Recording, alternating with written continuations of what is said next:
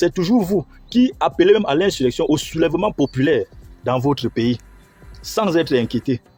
En 2025, s'ils essayent, ça prendra ce que ça prendra. Les survivants arrangeront le pays.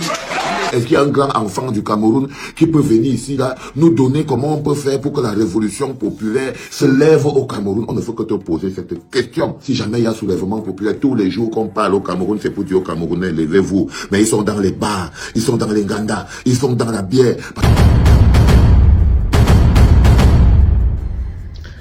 Vous qui dites réclamer la liberté au Cameroun, j'aimerais savoir de quelle liberté vous parlez. Vous, les soi-disant combattants, qui dites combattre pour la liberté au Cameroun. Je voudrais savoir de quelle liberté vous parlez exactement. Vous qui avez transformé la liberté en libertinage, vous, les leaders des partis politiques, vous, les combattants, ou alors les soi-disant combattants, vous, les soi-disant activistes, vous qui avez transformé la liberté en libertinage. Et le pire, c'est que vous ne vous rendez même pas compte, ou alors vous faites semblant de ne pas vous rendre compte. Vous êtes allé jusqu'à détruire la tombe d'un héros national au Cameroun. Ça n'existe nulle part. On n'a jamais vu ça ailleurs. Vous avez détruit la tombe d'un héros national. Au nom de quoi vous pouvez aller détruire la tombe d'un héros national pour ceux qui ont lutté pour la liberté, la libération de son pays, de leur pays. Partout ailleurs, vous voyez comment c'est commémoré, c'est célébré ailleurs. Mais pour vous, vous êtes allé jusqu'à... C'est la preuve que la culture a drastiquement reculé en Afrique et particulièrement au Cameroun. Et ça, vous en êtes conscient. Expliquez-moi en des termes très simples ce que cela veut dire. Si ce n'est pas de la délinquance culturelle ou alors tout simplement de l'inculture. Parce que quand on va vous dire que vous êtes inculte, vous allez dire qu'on vous insulte, que c'est une insulte. Pourtant, ce sont des faits. Comment vous pouvez expliquer qu'un peuple peut s'élever et aller détruire la tombe d'un héros national? Et puis, il n'est pas inquiété. Pas du tout. Il n'a jamais été jusqu'ici inquiété.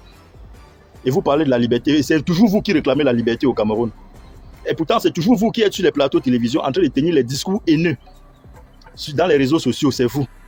Et c'est toujours vous en train de stigmatiser d'autres communautés sur les réseaux sociaux, toujours, dans les plateaux de télévision. Et puis, sans être inquiété. C'est toujours vous qui êtes en Europe en train d'interdire aux gens, en train de choisir, de définir qui peuvent arriver en Europe, même pour se chercher.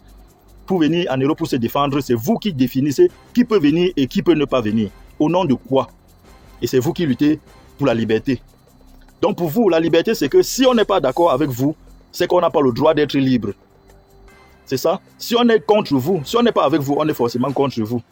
Donc c'est vous qui détenez le monopole de liberté.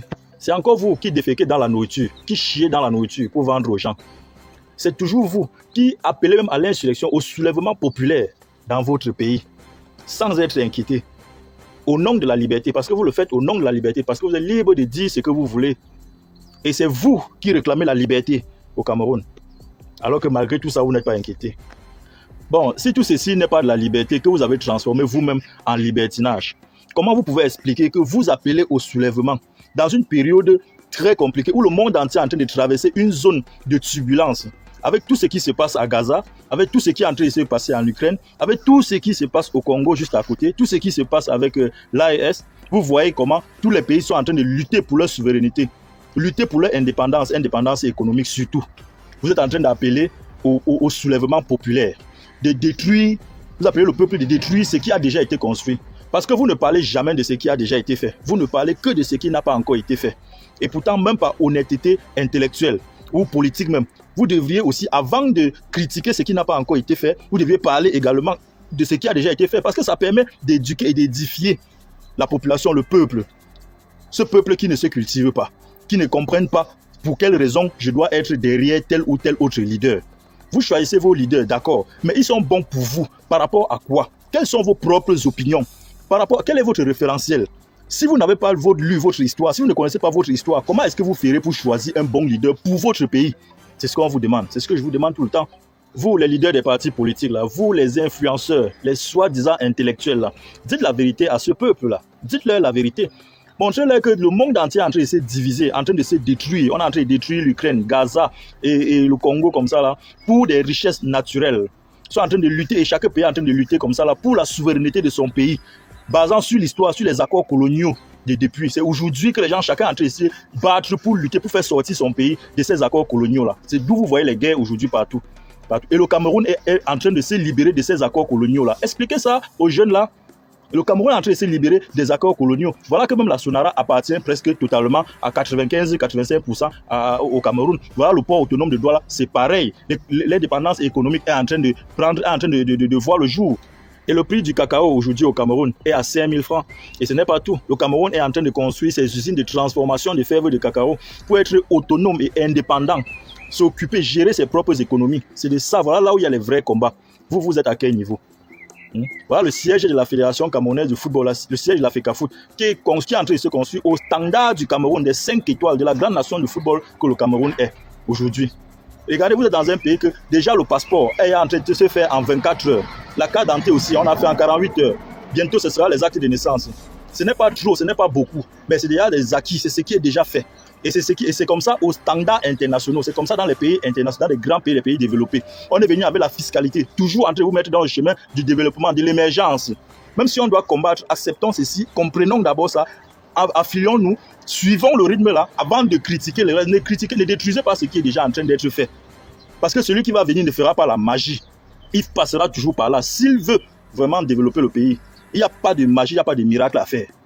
Tant que vous ne pouvez pas passer par ces étapes-là, vous n'allez pas vous en sortir. Et c'est pourquoi je vous demande toujours de mieux comprendre. On ne peut pas comprendre la politique de son pays sans avoir compris la géopolitique et la géostratégie du monde.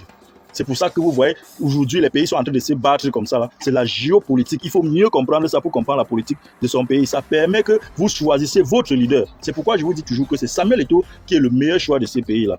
Parce qu'il a un charisme, il a un carnet d'adresse. Et il est fort. C'est quelqu'un qui il a la rigueur. Et le Cameroun, c'est la rigueur, c'est une dictature éclairée. Et Samuel Eto'o remplit tous ces cases-là. Et c'est avec ce caractère-là qu'il est en train de gérer la FECAFOOT. Et il est en train de tout gagner. Il est en train de tout réussir. Il a le succès en tout. Parce qu'il a la rigueur dans ce qu'il fait, la loyauté dans ce qu'il fait. Et c'est quelqu'un comme ça qui doit diriger le Cameroun. C'est la rigueur. Au Cameroun, il n'y a pas, c'est-à-dire qu'il y a trop de liberté que vous avez transformé en libertinage. Il n'y a pas de restrictions. Et puis, il faut quelqu'un qui est un charismatique, quelqu'un de charismatique comme Samuel Eto'o pour imposer. Il faut une dictature éclairée. Et Samuel Eto'o est prêt pour cela. Et c'est ça qui lui fait gagner tous ses combats. Il est l'homme de la situation. Et vous, les gens de la base, là, avec votre comportement agressif, là, vos actes de barbarie et de vandalisme que vous êtes en train de faire, demain, quand l'histoire va vous rappeler ça, ne vous plaignez pas. Quand vos enfants ou les enfants de vos enfants, les enfants des autres vont vous rappeler ça, ne vous plaignez pas. Parce que c'est toujours comme ça que vous faites pour donner raison aux gens. Et demain, quand on va tenir des discours comme ça, vous allez dire qu'on est en train de vous détester. Et pourtant, c'est ce que vous êtes en train de faire aujourd'hui. Arrêtez ça. Ça, c'est à cause de la liberté. C'est au nom de la liberté que vous êtes en train de faire tout ce que vous faites là. Et c'est vous qui réclamez encore la liberté. C'est déjà du libertinage, c'est du vandalisme. Arrêtez ces actes-là, ça ne nous honore pas. À l'image du pays aujourd'hui, là, ça ne nous honore pas.